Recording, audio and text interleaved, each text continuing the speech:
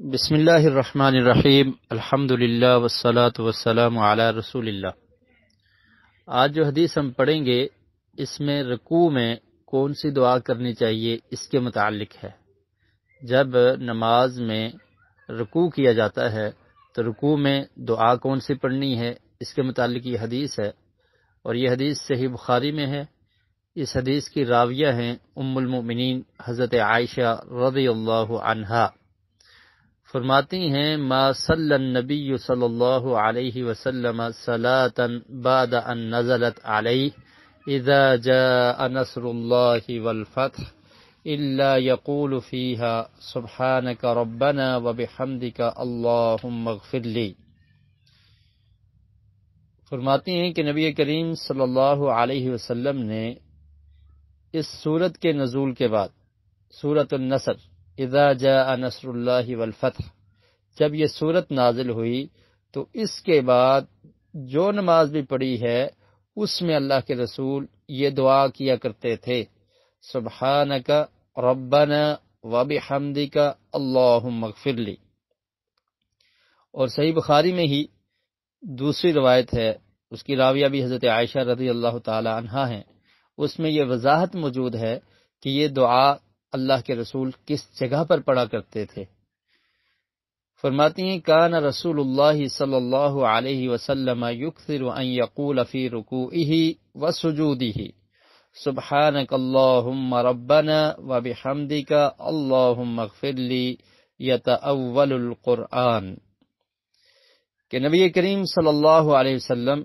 کثرت سے اپنے رکوع میں اور سجدوں میں اس دعا کو پڑھتے تھے۔ رکوع میں اور سجود میں، یعنی سجدوں میں بھی اور رکوع میں بھی بہت زیادہ کثیر تعداد میں یہ دعا پڑھا کرتے تھے۔ عموماً لوگوں کو صرف رکوع میں پڑھنے کے لیے سبحان ربی العظیم ہی یاد ہوتی ہے، اور سجدے میں پڑھنے کے لیے سبحان ربی الاعلیٰ اسی کو پڑھا جاتا ہے۔ یہ بھی ٹھیک ہیں، لیکن مزید دعائیں بھی جو نبی کریم صلی اللہ علیہ وسلم سے ثابت ہیں ان کو بھی یاد کرنا چاہیے، اور انہیں بھی رکوع اور سجود میں پڑھنا چاہیے۔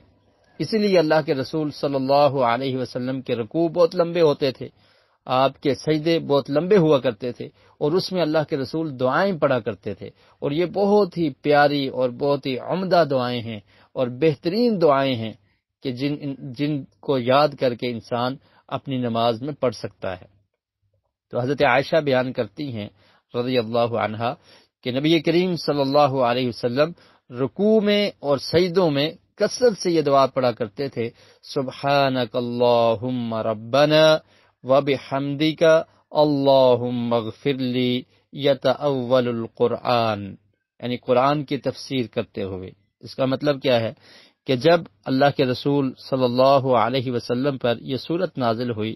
اذا جاء نصر اللہ والفتح ورأیت الناس يدخلون فی دین اللہ افواجا فسبح بحمد ربک واستغفر، تو اس میں یہ حکم ہے، جو آخری آیت ہے اس کا ترجمہ، کہ آپ اللہ رب العالمین کی تسبیح بیان کریں،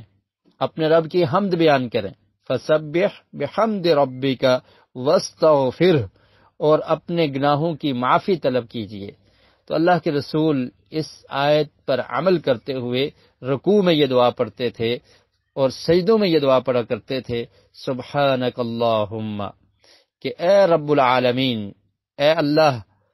تمام تعریفیں تیرے لیے ہیں، تو ہر عیب سے پاک ہے، ہم تیری تسبیح بیان کرتے ہیں، میں تیری تسبیح بیان کرتا ہوں، تجھ میں کوئی کمی اور نقص نہیں ہے۔ ربنا، تو ہی ہمارا رب ہے، وبحمدک، اور میں تیری تعریف کرتا ہوں۔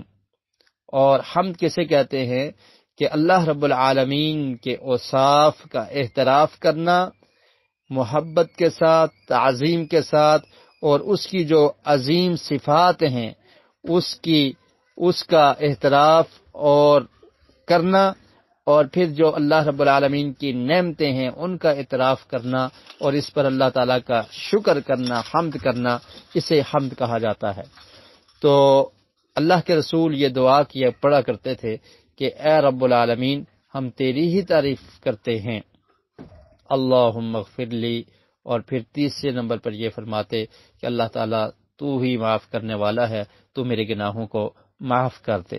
اور یہ بہترین دعا ہے، اس کو رکوع اور سجود میں پڑھنا چاہیے۔ اور آپ جانتے ہیں کہ یہ سورۃ النصر نبی کریم صلی اللہ علیہ وسلم کی آخری زندگی میں نازل ہونے والی سورت ہے، اور یہی وہ آخری سورت ہے جو مکمل نبی کریم صلی اللہ علیہ وسلم پر نازل ہوئی، یعنی یہ مکمل سورت سب سے آخر میں نازل ہوئی۔ اس کے بعد کوئی مکمل سورت نبی کریم صلی اللہ علیہ وسلم پر نازل نہیں ہوئی۔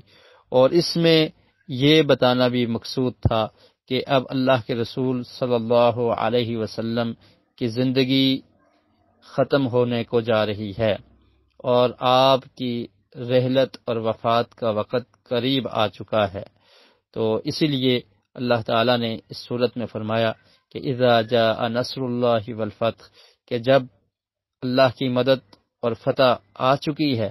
لوگ دین میں فوج در فوج داخل ہو رہے ہیں، اب آپ اپنے رب کی تسبیح بیان کریں، اپنے رب کی حمد بیان کریں، اپنے رب کا شکر ادا کریں، اور اللہ رب العالمین سے اپنے گناہوں کی معافی مانگیں۔ تو اس سورت کے نزول کے بعد حضرت عائشہ بیان کرتی ہیں کہ نبی کریم صلی اللہ علیہ وسلم کوئی بھی نماز پڑھتے، وہ فرضی نماز ہوتی یا نفلی نماز ہوتی، تو اس کے رکوع میں اور اس نماز کے سجدوں میں آپ اسی طرح اس دعا کو پڑھا کرتے تھے، سبحانک اللہم ربنا وبحمدک اللہم اغفر لی۔ اور اس سے رکوع اور سجود میں یہ دعا پڑھنا بھی ثابت ہوتا ہے، اور اس کو کثرت سے پڑھنا ثابت ہوتا ہے، اور اس میں اللہ رب العالمین کی